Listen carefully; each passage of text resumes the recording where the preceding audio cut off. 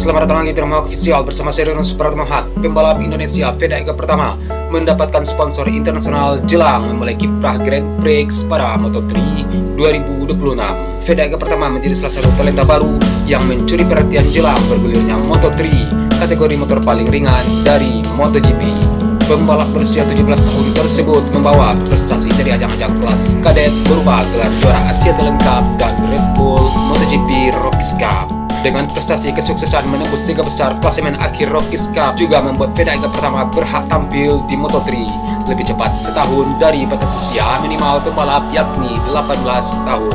Masih dekat dengan momen pergantian tahun, Veda Ega pertama mengumumkan salah satu sponsornya untuk musim 2026. Veda Ega pertama akan berkolaborasi dengan produsen helm asal Jepang, Arai.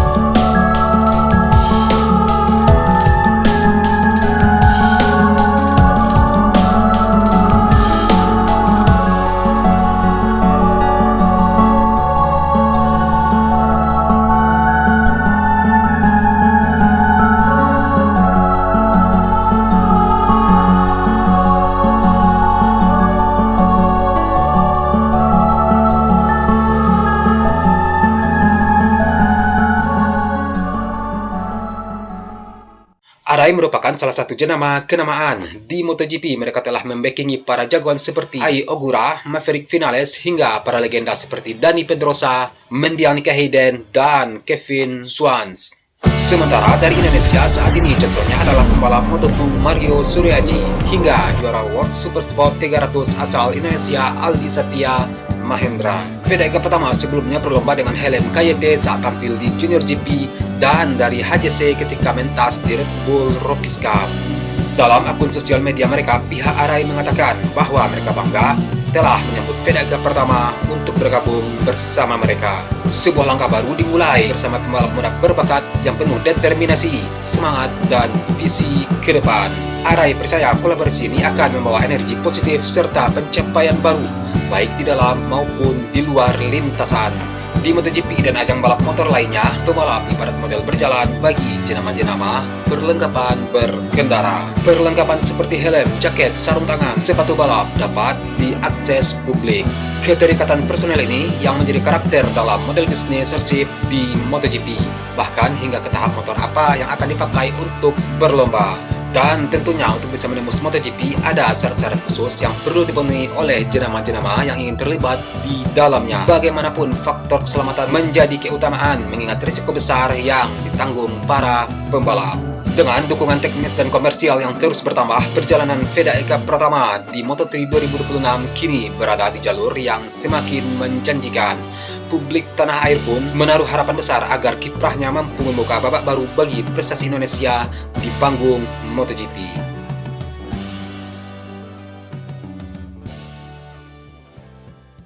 Astra Honda Racing School adalah program akademi balap milik PT Astra Honda Motor yang melahirkan banyak pembalap Indonesia yang akhirnya mentas di kejuaraan dunia balap motor.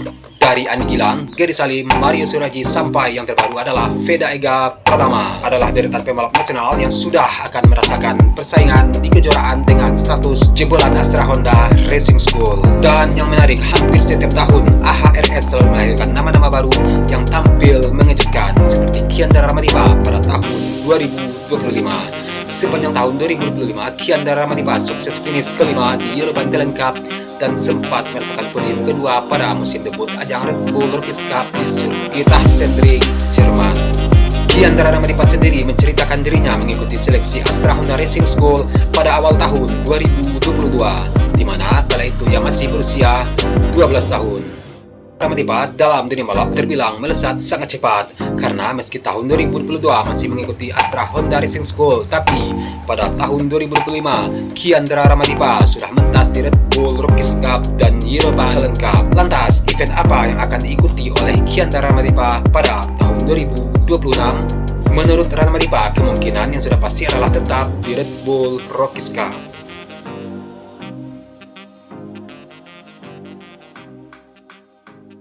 John Hertman, pelatih baru tim nasional Indonesia, menegaskan dia akan lebih sering tinggal di Indonesia untuk memahami masyarakat dan adat istiadat untuk menciptakan koneksi yang baik dengan para pemainnya.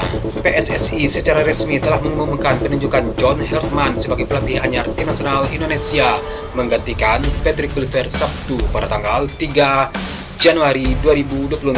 Pelatih asal Inggris tersebut mendapat tugas untuk meloloskan skuad Garuda ke Piala Dunia 2030 setelah mendapat kontrak berdurasi selama 4 tahun. John Hertman mengungkapkan alasannya menerima tawaran PSSI untuk memasuk timnas senior yang gagal tampil di Amerika Serikat, Meksiko, dan Kanada pada tahun ini dengan menyatakan mereka ingin mendatangkan seorang yang kebiasaan kualifikasi Piala Dunia itu. John Hertman menjadi pelatih pertama yang tampil di Piala Dunia bersama tim pria maupun wanita saat melatih Kanada. Dia melatih tim nasional wanita Kanada pada tahun 2011 hingga tahun 2018 dan mencapai perempat final pada Piala Dunia Wanita tahun 2015 dan kemudian beralih menangani tim pria untuk meloloskan Kanada ke Piala Dunia tahun 2022. John Hertman dijadwalkan bertolak ke Jakarta pekan depan untuk diperkenalkan kepada publik. Berbeda dengan Kluivert yang lebih memilih pulang ke Belanda di saat timnas senior tidak memiliki agenda pertandingan, John Hertman justru sebaliknya. Dia berharap bisa lebih banyak tinggal di Indonesia. Setelah gagal ke Piala Dunia 2026, timnas senior kini hanya menjalani rangkaian FIFA Matchday dan Piala AFF pada tahun ini. Tugas pertama John Hertman adalah memimpin timnas senior tampil di FIFA Series di Stadion Utama Gelora Bung Karno pada FIFA Matchday 23 sampai 21 Maret 2026 nanti. Dan kemudian melanjutkan tugasnya di agenda kalender FIFA pada Juni, September, Oktober, dan November serta Piala AFF 2026 yang dijadwalkan mulai berlangsung 25 Juli 2026.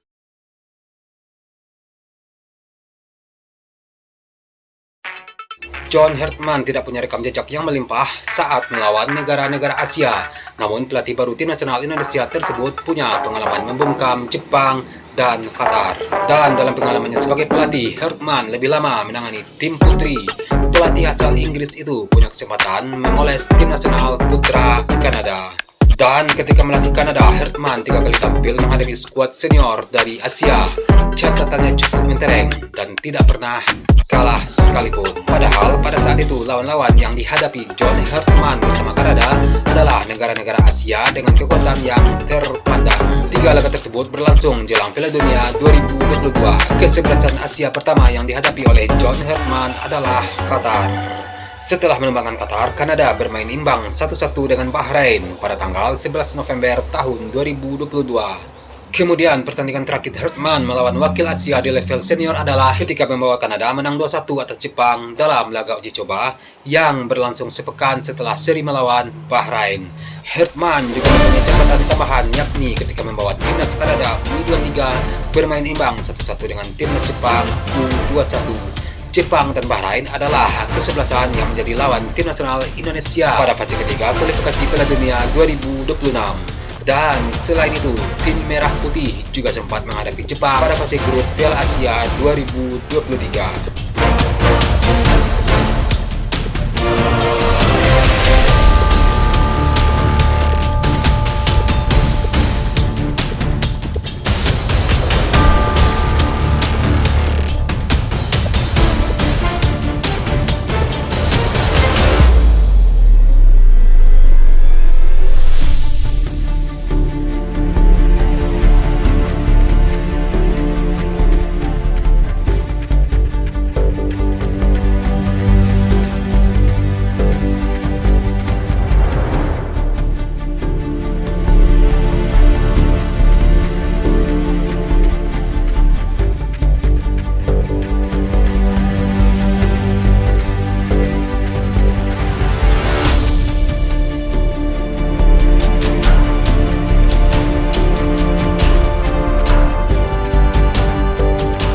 Oke, sekian Top Sport pada hari ini. Ada video pertama yang dapat sponsor dari Arai, helm ya.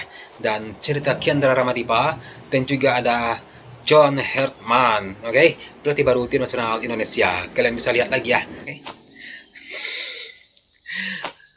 Oke, sekian video hari ini. Akhir kata saya Rinus Pratama Hak. Salam sayang untuk dan samping Anda. Dan sampai jumpa di video selanjutnya. Peace.